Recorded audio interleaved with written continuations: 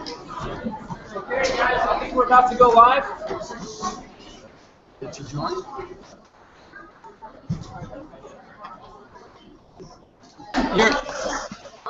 There you are.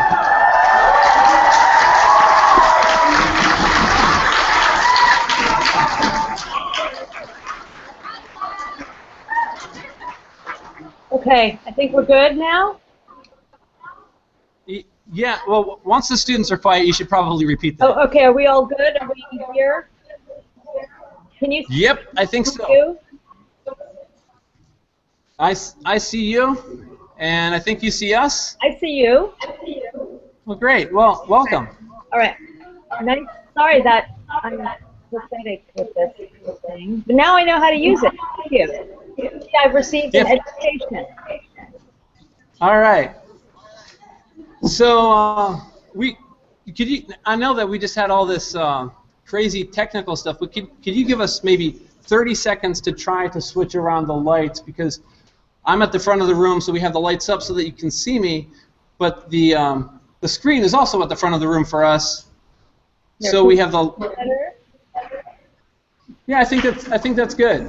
All right, can you guys see?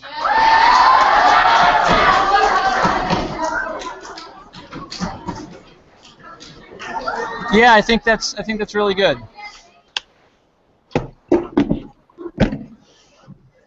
How's that? How's that? That is perfect. All right.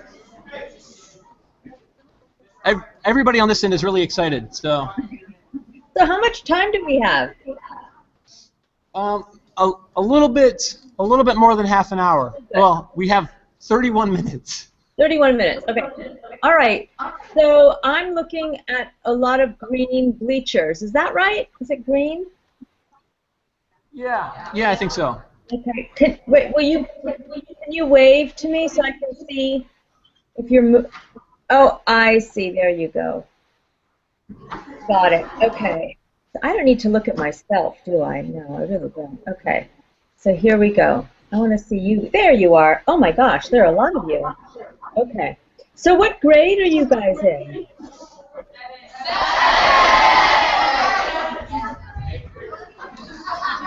Did you catch that? 7th?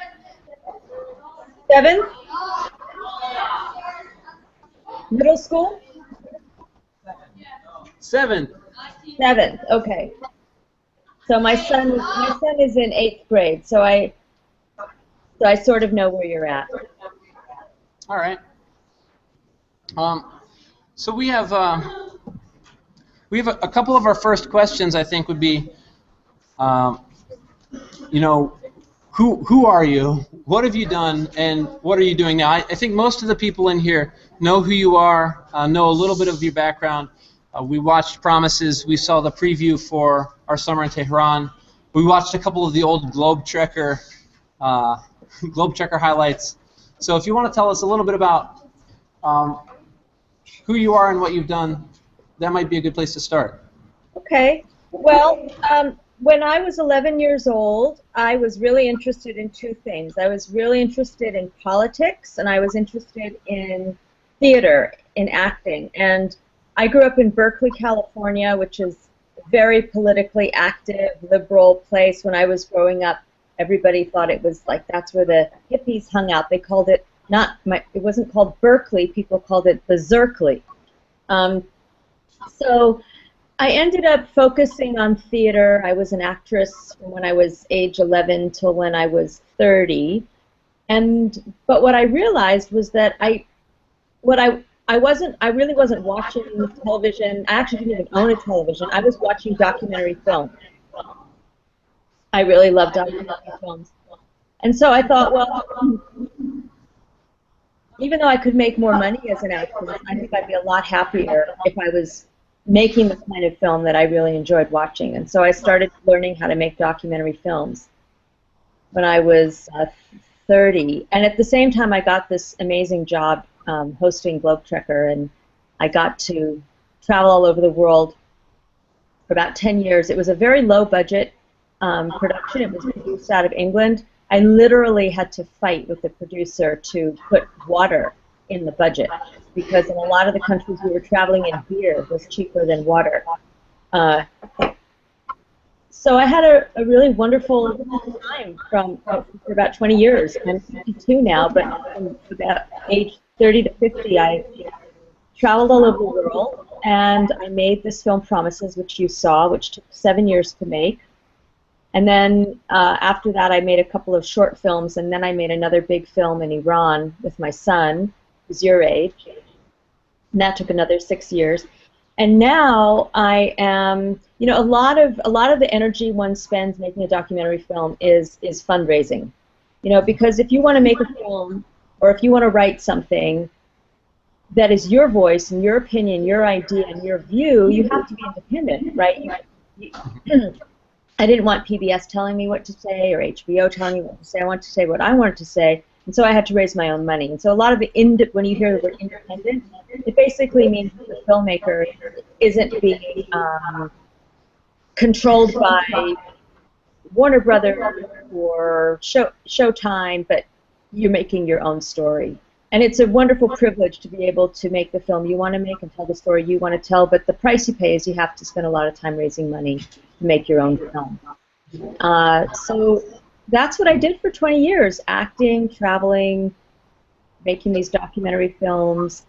I have a son who's 14, and now I'm writing a TV series, actually, which I can't tell you too much about right now, but it's exciting for me to be able to write the dialogue and write the action and control what happens, because with documentary you really have no control over what people say and do. You know, like, you know, for example, in the film that you saw, you remember when Shlomo burps? Remember that burping scene?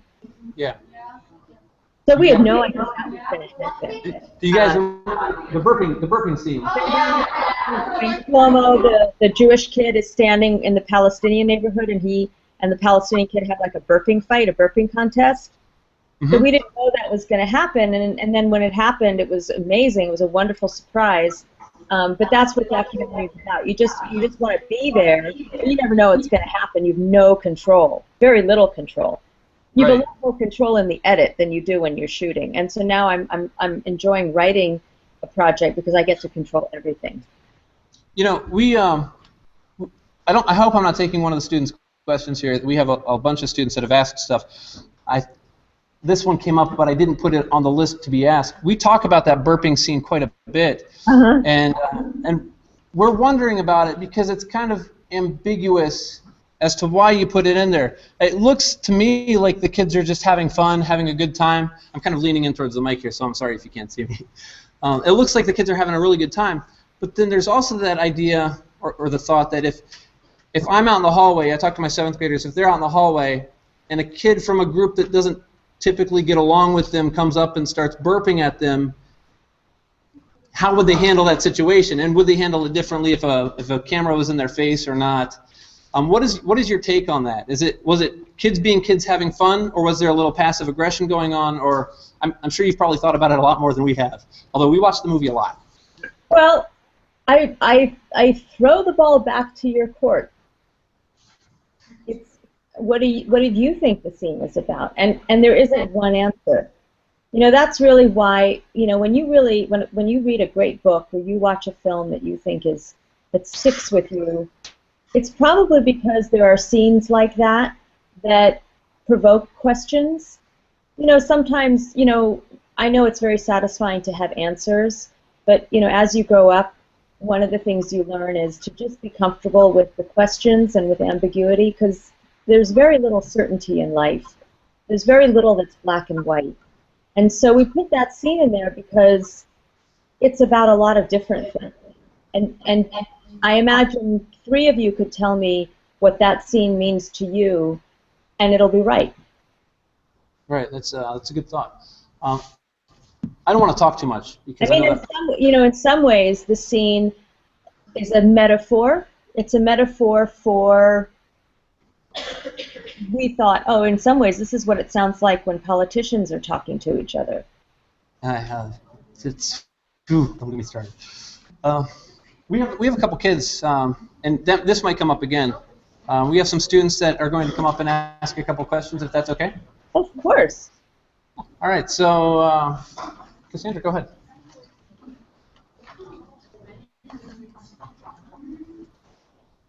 You can't see me. Hi, Sandra. Hello, Ms. Shapiro. I'm really glad that you could actually come here and talk to us. I know it took out some of your time, and I'm glad you can come to see us. Oh, it's really my pleasure. It's an honor. Thank you. Oh, you're welcome. We made the film for you guys, you know? You're the people we made the film for, so nice to see you. And I really appreciate how Philip has shared this film with his students over the years. So what's your question, Sandra? I want to know, how you chose the kids for the documentary, because there were a lot of Palestinian and Israeli kids. Did you know them, or how did you choose them? Yeah. So, you know, Israeli and Palestinian society is very informal. You know, there are other cultures, like, for example, in Iran, that are much more formal. You know, you make an appointment to meet someone, and, you know, you meet them once they've had a chance to shower and dress and put on their makeup and make the house look nice, and that's when you're allowed to come over. Whereas in Israeli and Palestinian society, you call, you come over right away, you call from your cell phone when you're outside their front door, and they say, come on in, and the house is a mess, you know? It's just much more casual. It's a much more casual society. And also, Bizi grew up in Israel, so he speaks Hebrew, and we had very, very good contacts with Palestinian community, particularly in the Dheisheh refugee camp.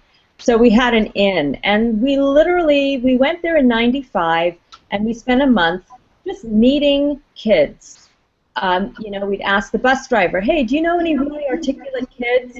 And really that was the question, is who's articulate? Who can express something of themselves and something of their experience with words? Because we're making a film, right? So, you know, it could be that you know, I'm sure all of you, every single one of you is expressive in your own way.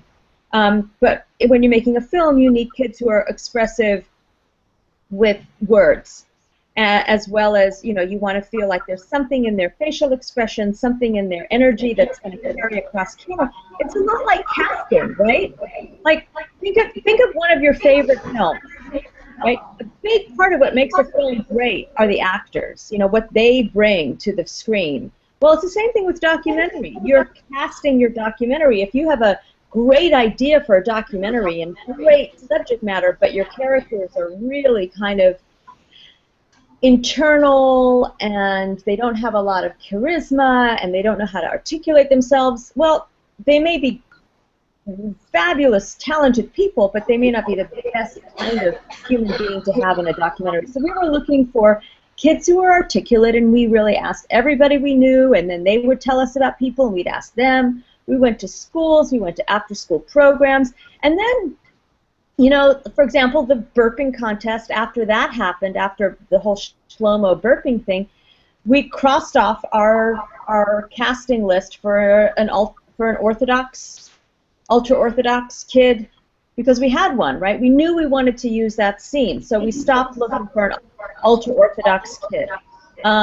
When we met Yarko and Danielle, the twins, who are fantastic, right? They're funny, they're natural on camera, they're cute, right? They have a lovely energy. Well, as soon as we met Yarko and Danielle, we thought, okay, we're not going to look for any more secular, meaning non-religious Israeli kids.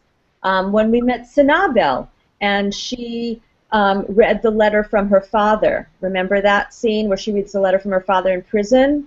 Yeah, that was sad. Right? She was very touching, and we knew that we had our Palestinian girl. But then we met Faraj, who was so charismatic and out there, we thought, okay, we have to make an exception, and we're going to have 2 kids from the refugee camp. So we were also trying to get a kind of a sort of a spectrum of the conflict in the children.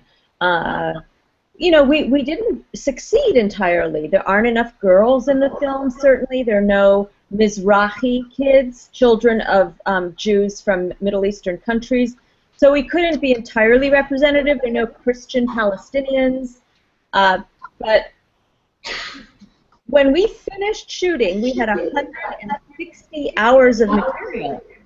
That's a We had lot. 160 hours of material. We could have featured 14 kids. We had enough footage, because what you saw in the film is 7 kids. We shot enough of another 7 kids that we ended up having to edit out of the film. The hardest part of making a documentary film is editing. You know, you leave a lot of great stuff out of the film. It's very hard. All right. There was a great scene when Sanabel's father got out of prison. Remember Sanabel, the Palestinian girl? Her dad was in prison. So we were there when he was released from prison. And Sanabel's sister Fida, you know, the movie Titanic was huge. Have any of you seen the movie Titanic? Yeah. Leonardo DiCaprio and Kate Winslet, right? Okay, so that movie was huge. All the girls had the words. All the girls called themselves Rose, because that was her name, and they had posters of Leonardo DiCaprio in their bedrooms, and I mean on their walls. You know, it was a huge, huge hit, that film. And so Sanabel's sister Fida, who didn't speak any English, she knew the words to the song, near, far, wherever you are, I believe that my heart will go on. And so when the father's released from prison, we have this amazing scene where Sanabel's sister is singing that song to him perfectly. And we shot it, and it's an amazing scene, but we couldn't use it because we couldn't get the rights to the music. Oh man. Yeah, that's tough. We've got another person ready to ask another Bye, question. thank you. Thank you, Sandra. And also, you're doing a great job of anticipating our questions. One, you know, a couple of them. How many hours on the cutting room floor? How many extra hours of film? How many kids did you have? Preston is up next. Okay. Hi, Preston. Hello, Hi. What's your question? My question is, why did you have BZ as the narrator of the movie Promise? That's a great question. So we were trying to figure out how to tie these stories together, right? Because documentary films that work have the same qualities of any film that works, namely great casting and a great story, right? Documentary films have to have a great story. Otherwise, it's just a lot of kind of interesting information. But people love stories. It's the one thing all human beings all over the world, all through time, all have in common. Humans love stories. So how are we going to tell this story? How are we going to tie together these 7 kids? So it's not just like, oh, we're here. So it doesn't look like a news feature of, you know, 7 kids in different parts of the area. How do we tie it together? So BZ had a good story because he really was part of, you know, that time period. He had worked as a news reporter there, and he spoke enough Arabic and enough Hebrew that he really was making great connections with his kids. He did not want to be in the film. That was one of our big arguments, because I really wanted him to be in the film, and I wanted him to be the glue that tied all of this together, and he did not want to do it because he didn't want to take focus away from the kids, and he was right. So the big challenge was, how do we bring BZ into the film enough so that he connects the kids and we see their relationship, but not so much that he takes focus away from them? That was our big challenge. And so when we were shooting, I'd always tell the cameraman to get some footage of BZ just in case. And BZ would always be so mad at me when I tell the cameraman to shoot him, but I would just say, BZ, just in case. And we ended up figuring out a way to have him be in the film, lead us on the journey, and yet not take the focus away from the children. It's a great question. Thank you very much. Thank you, Preston. So here's another question then. So you said BZ speaks Hebrew. Do you speak any other languages as well? Je parle français, hablo español. All right. And Spanish. Okay. My 8th hour. I think it was my 8th hour class. My 8th hour class had a big discussion about I think I'm going to have to eat crow here. They were talking about your son Mateo and the Tehran video where he's playing soccer and he's wearing a soccer jersey. What? Carlos, be quiet. What was it? An Iranian jersey, or was it a Mexican jersey that he was wearing? If you remember. Mexican.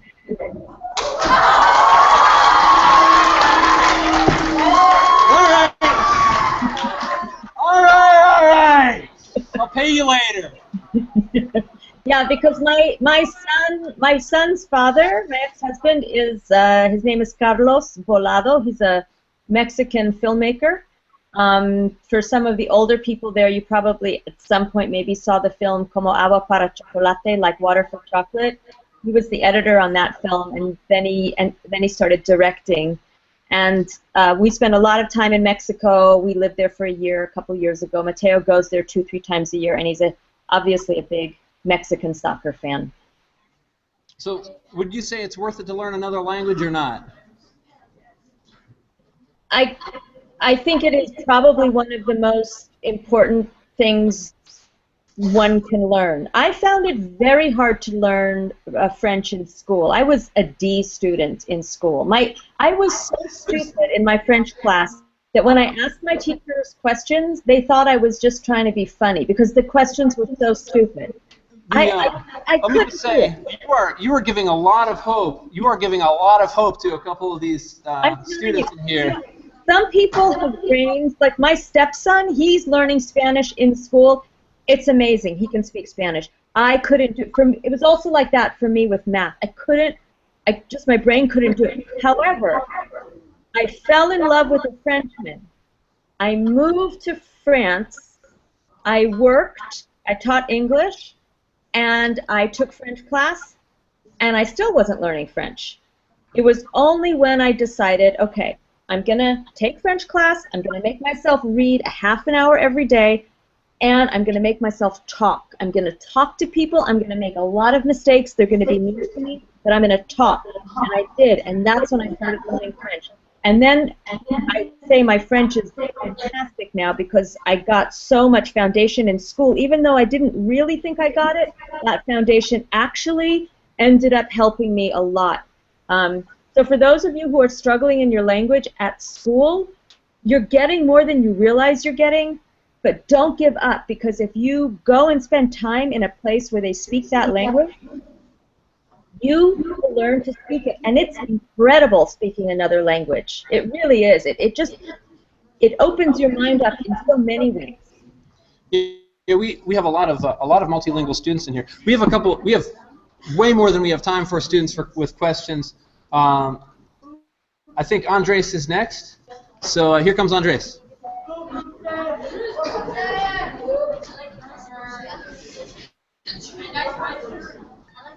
Hello, my name is Andres Davila. Thanks for being here. Were you in the film? Were you in the Middle East during the film, or were you somewhere else? Was I in the Middle East? During the film, or were you somewhere else? During the filming? Yeah. No. I was there. I was there for every single minute of every moment.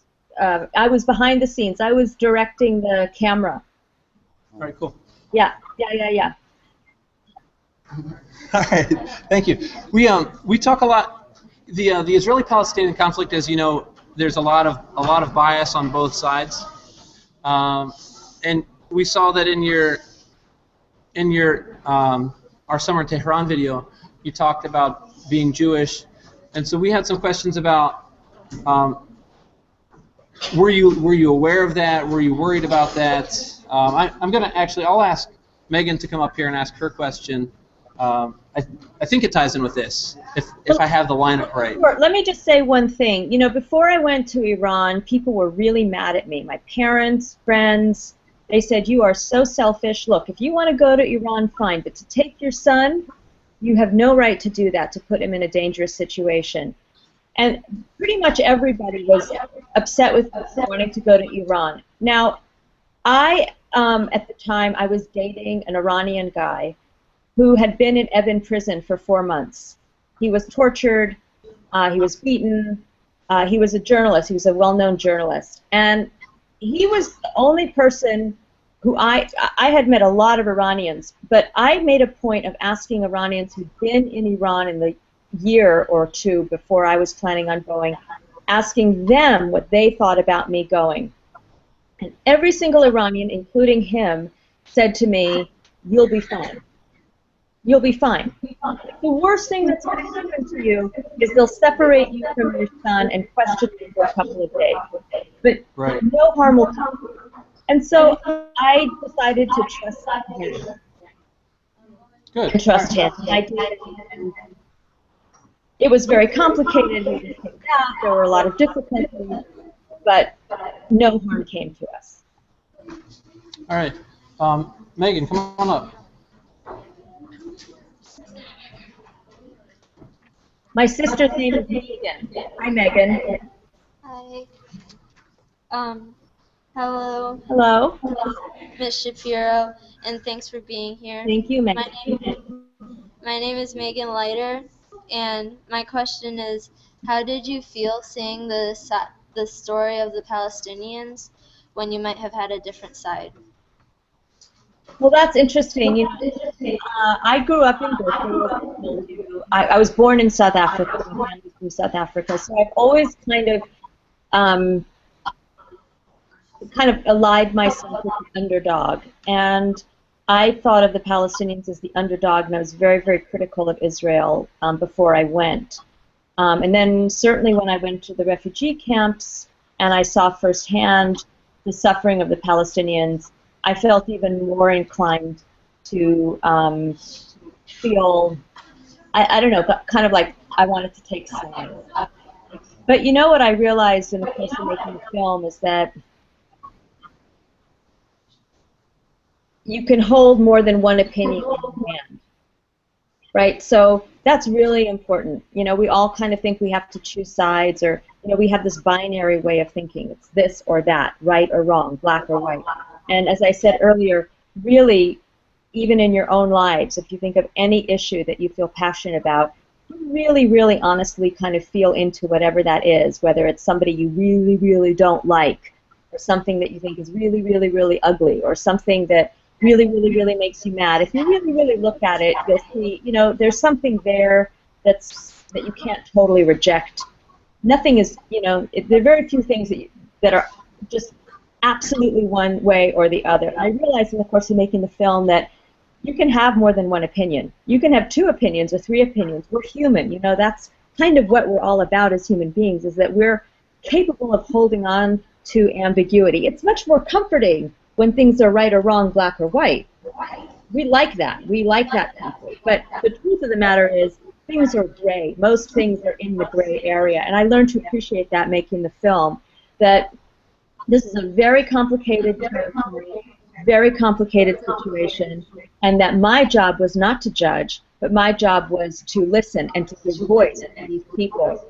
And that was very liberating for me, to not feel like I had to have an opinion, or that one group was right and one group was wrong. And now, you know, when I hear people like really opinionated about the Palestinians or the Israelis or Israel or Palestine, I just put my hands in my head and I think, you know, until you've spent time there, until you've been in people's living rooms, until you've broken bread with someone, until you've read a couple of books, not Wikipedia, I don't want to hear your opinion. I really don't. I think it's much more important to say, I don't know. I think it takes a lot of courage to say, I don't know.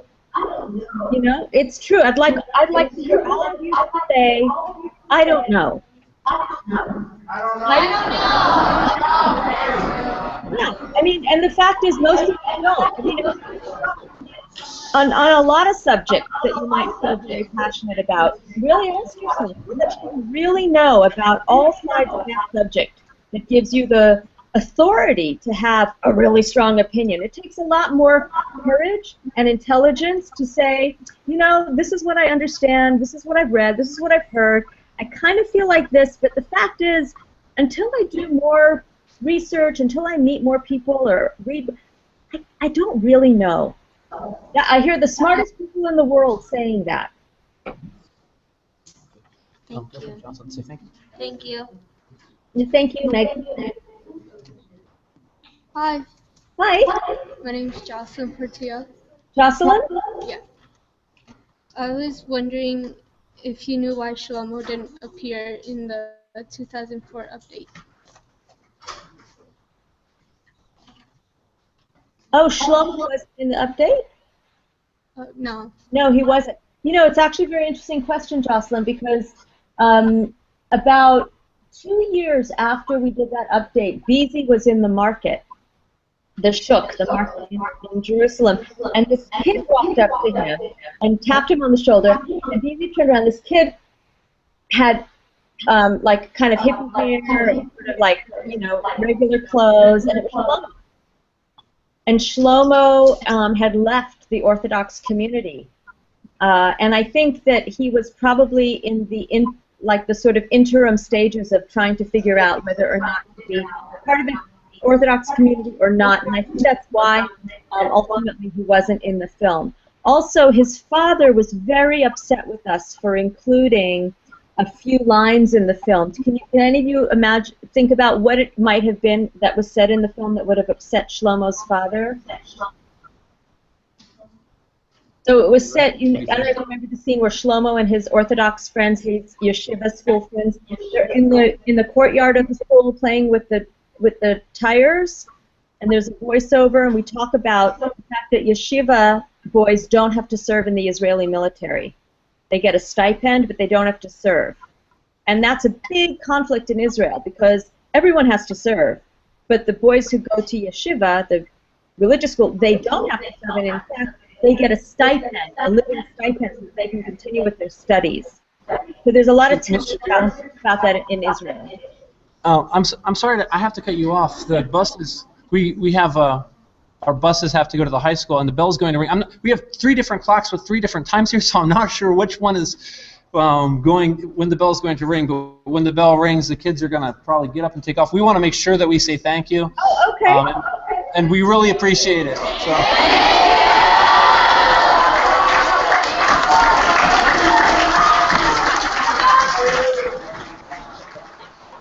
Thanks, guys. Have a good rest of the day. Be nice to your moms and dads and caregivers. So please and please. I don't know if you can hear me with all the external noise here. We have a student who's dying to ask you a question. Good. And I don't think he takes a bus, so if that's okay with you, I'll let him ask. Yes, of course. Hey, Raj won that race. I was going to ask, Is that did Preston? you get my Facebook thing? Is that Preston? I sent you a Facebook thing. Yeah, I sent you a Facebook thing. He says he sent you a Facebook friend request or something. I don't know. Add me. Message. Add me. You can only like her.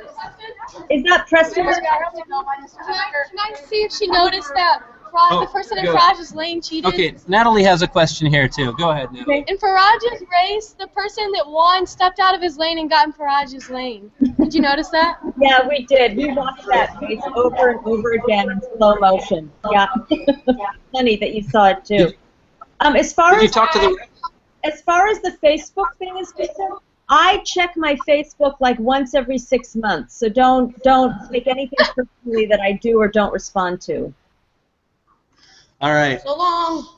All right. Well, thanks again. And this was If you this is want great. to try and set this up another time, now that I know how to use Google Hangout, you know, it was very nice. I'd be very open to that. So maybe next semester or however you want to do it.